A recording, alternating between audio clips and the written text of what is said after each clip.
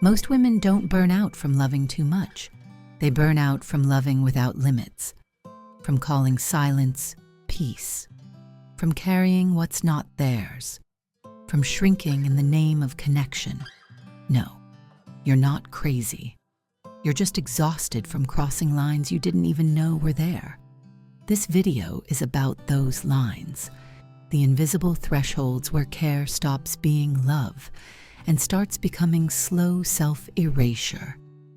If you've ever asked yourself, how did I end up this tired, this lost, this small? You're about to get your answer. Let's talk about the 4 lines that most women don't see until they've already crossed them. Here's the first line no one talks about. When your care requires silence. Her name was Clara. She used to be bold, loud laugh, big energy, clear words, until she fell for a man who made her feel like every sentence was too much. Not directly. He never said, "Be quiet." He just sighed when she shared a need, rolled his eyes when she cried, changed the subject when she opened her heart. So Clara adjusted. She made her feelings smaller, her voice softer, her expectations thinner. She called it maturity, compromise, being low maintenance.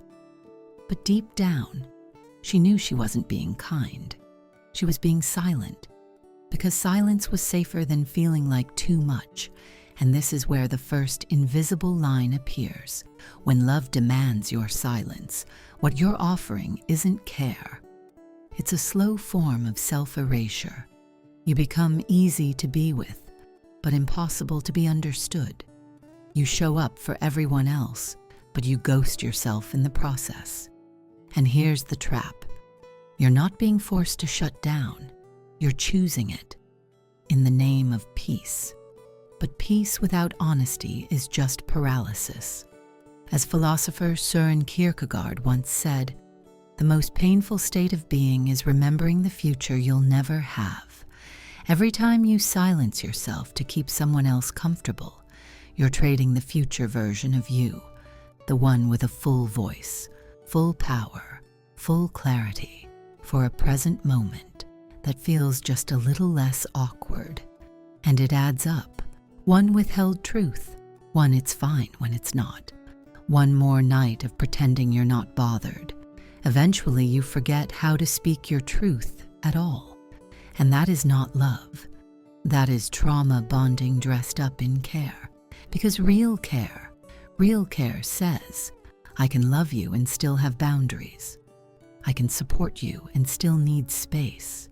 I can be here without disappearing. So if you find yourself constantly choosing your words carefully, rehearsing conversations in your head, or avoiding truth to keep the peace, you've crossed the first line. And every step you take past it pulls you further from the woman you were meant to be. The second invisible line is this: when you carry what's not yours. Maya thought she was just being supportive. He was struggling with work. He wasn't good with emotions. He had a tough childhood, so she compensated. She made excuses for his outbursts, covered for him at family events, took care of his finances when he forgot, even sat in therapy alone, trying to figure out what was wrong with them. But slowly, the relationship started to feel like a full-time job, except she was the only one working. She wasn't in a partnership. She was in an emotional rescue mission. And that's when care turns into codependency, when you start carrying the weight of someone's trauma, irresponsibility, and emotional labor, not because they asked, but because you don't trust them to carry it themselves. You've crossed the second invisible line. The most dangerous part? It feels noble. You tell yourself, I'm just loyal. He needs me. If I leave now, who will help him? But this isn't kindness. It's control wearing the mask of compassion. You become the therapist, the parent, the cheerleader, everything but the woman who's actually being loved. And here's the hard truth. If someone needs you to collapse so they can stand, they're not your partner. They're your project, The great Carl Jung once said, "The most terrifying thing is to accept oneself completely." And when someone refuses to face their own shadow, they often look for a woman who will carry it for them. That woman becomes Maya. That woman becomes too many of us. You don't become exhausted because you're weak. You become exhausted because you're over-functioning. You're carrying his moods, his shame, his unhealed wounds, his future. And what does he carry? Usually, just his phone and his ego. So here's the rule. You can walk beside someone, but the second you start dragging them, you're no longer loving. You're enabling. It's not your job to be the weight bearer of every man's unfinished inner child. You deserve someone who carries themselves, so you can finally breathe. The third line is this. When you shrink to stay chosen. Elena used to be ambitious, big plans, bold energy, unapologetic curiosity. But after dating him for a year, something changed. She still had dreams. She just stopped talking about them. She used to light up when discussing her startup idea. Now she barely mentioned it.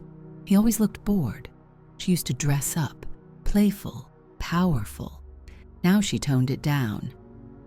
Too much attention, he said. She even declined a promotion, and because it meant traveling, and he didn't like being alone. But at least he stayed, right? Wrong. What she didn't realize, the version of her he stayed for was a quieter, smaller, dimmed-down version, not the real her. And that's where the third line gets crossed. When you start shrinking to stay loved, you're not loved, you're tolerated. And over time, you'll resent the person for not seeing you, when in fact, you made yourself invisible. One decision at a time. The job you didn't take, the boundary you didn't set, the truth you didn't speak, not because he forced you, but because you feared what would happen if you didn't bend. Here's the poison. If I'm just less, maybe I'll finally be enough. But love built on suppression isn't love, it's survival. The writer Anais Nin said, "And the day came when the risk to remain tight in a bud was more painful than the risk it took to blossom." That's what shrinking does. It keeps you tight in a bud, safe, small, digestible. But you weren't built to be digested. You were built to expand. The right partner doesn't flinch when you speak your mind. They don't guilt you for taking up space.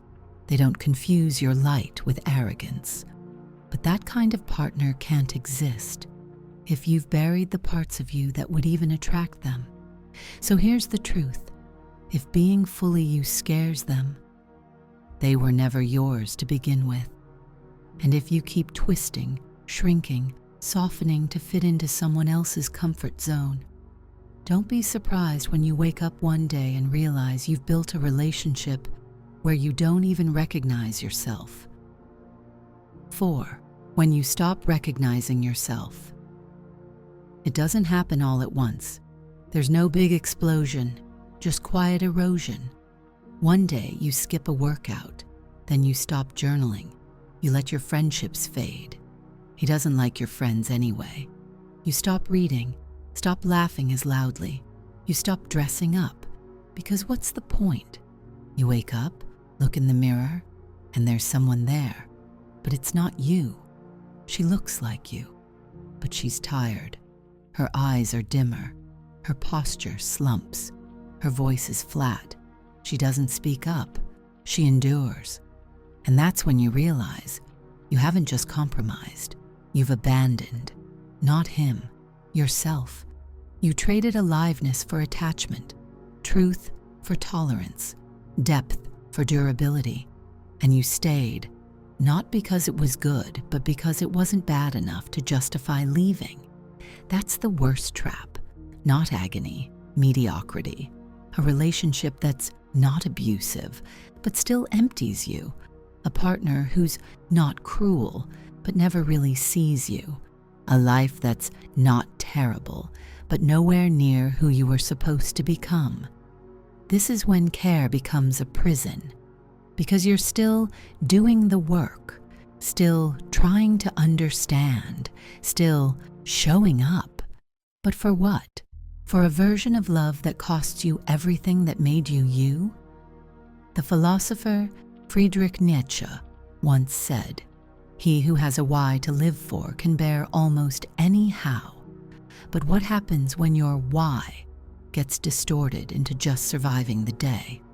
When your joy, your spark, your purpose feel like someone else's memories?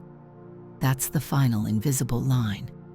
When you stop feeling like yourself, but you're too numb, too tired, or too unsure to leave, you've gone too far. And if you don't claim yourself again, no one will do it for you, because the most dangerous thing isn't losing someone else. It's waking up one day and realizing you lost the woman you were meant to be, just to be loved. But you can come back, and it starts with a single question. If I had never met him, who would I be right now? Let the answer lead you home. Conclusion: you don't need permission to come back to yourself. You were never too much. You were just too honest in a world that rewards performance. You were never too emotional. You just felt things in a space that only made room for logic and convenience. You were never too demanding. You just asked for a kind of love that required growth, and they weren't ready. So you shrank, softened, compensated, collapsed. But here's what no one tells you. You don't owe anyone your silence, your exhaustion, or your disappearance. Not even in the name of love, especially not in the name of love. Because when care crosses the line into self-erasure, you're not loving anymore, you're leaking. Drip by drip, you lose yourself trying to keep it together. And now you're here, not because you're broken, but because you're finally done betraying yourself quietly. So this is your invitation, to choose yourself with the same energy you gave everyone else. To remember that boundaries aren't walls, they're doors that lead back home. To stop waiting for permission to take up space, speak your truth and want more. Because yes, you gave too much, but that just means you're powerful. Now imagine what happens when you give that power to you. If this hit somewhere deep, if you saw yourself in any of these 4 invisible lines, share this video with a woman who's been giving too much and getting too little. And in the comments, tell me, which line have you crossed before?